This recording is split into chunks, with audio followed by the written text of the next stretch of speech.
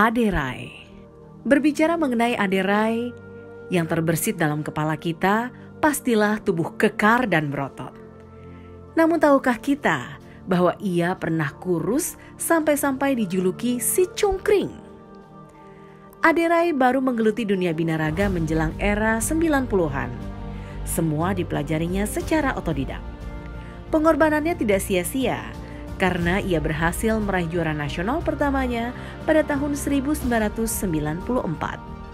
Kalau saya lebih melihat yang lebih utama itu adalah mendanai diri kita untuk punya motivasi yang tidak pernah mati. Itu mungkin yang lebih susah gitu dibandingkan dengan dana yang minta duit sama orang gitu. Dan pada dasarnya prinsipnya aja udah salah gitu, mau punya prestasi dengan cara punya duit. Jadi sekalian kalau orang duitnya lebih banyak berarti prestasinya lebih bagus dong, berarti pada kenyataannya nggak seperti itu. Pada kenyataannya siapa yang kerjanya lebih keras, dia yang punya prestasi lebih baik.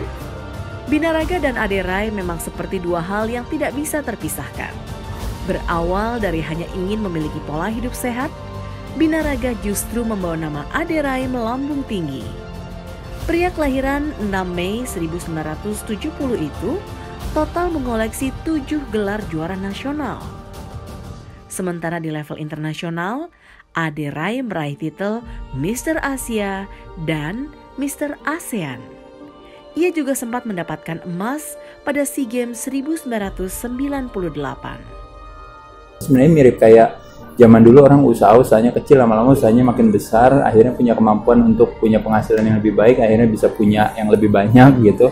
Seolah-olah apa yang menginginkan dia untuk bisa punya lebih banyak, sebenarnya dia nggak menginginkan apa yang punya lebih banyak, itu hanya side effect-nya aja.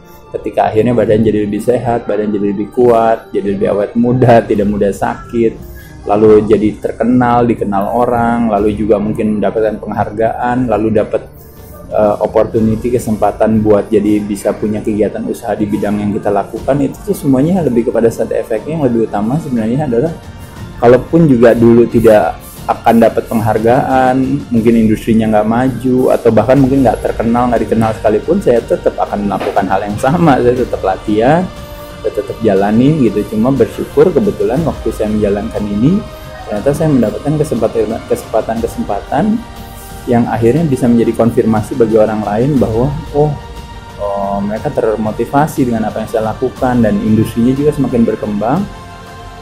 Ya, bagi Aderai, mampu menginspirasi banyak orang untuk menjalani pola hidup sehat adalah prestasi terbesarnya. Selepas pensiun pada tahun 2000 lalu, Ade mendirikan pusat kebugaran yang kini telah memiliki puluhan cabang.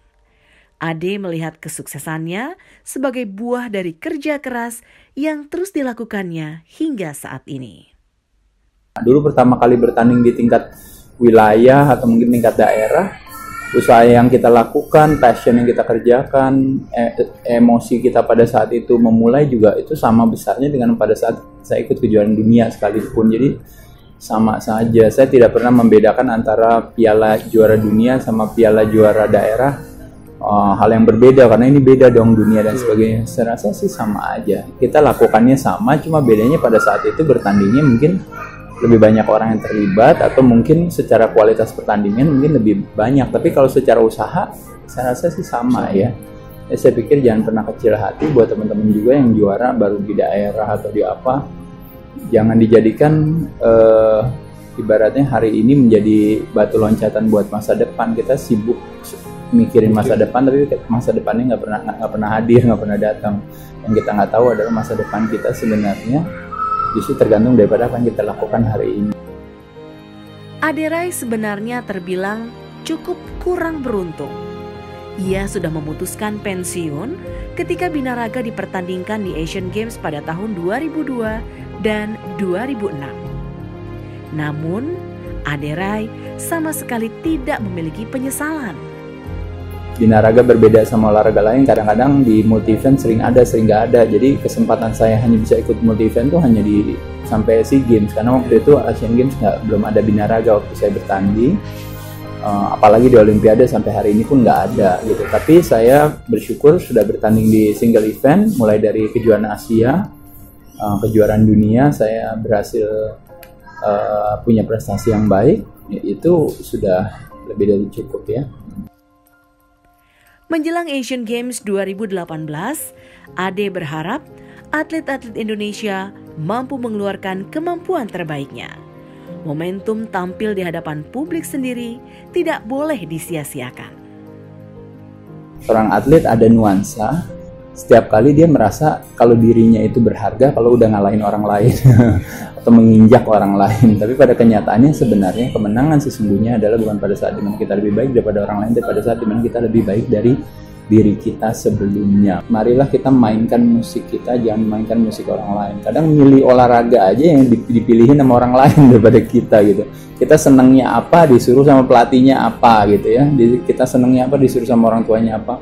Lakukan yang kita suka, yang kita senangi. Ketika itu semua datang dari lubuk hati kita atau dari panggilan hati kita, maka prestasi pasti akan mengikuti kita kemanapun kita pergi. Di Binaraganet, kami selalu percaya bahwa setiap orang pasti bisa memiliki tubuh yang ideal dan sehat.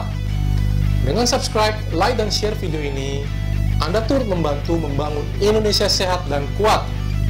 Salam Jelas Fitness, saya JP.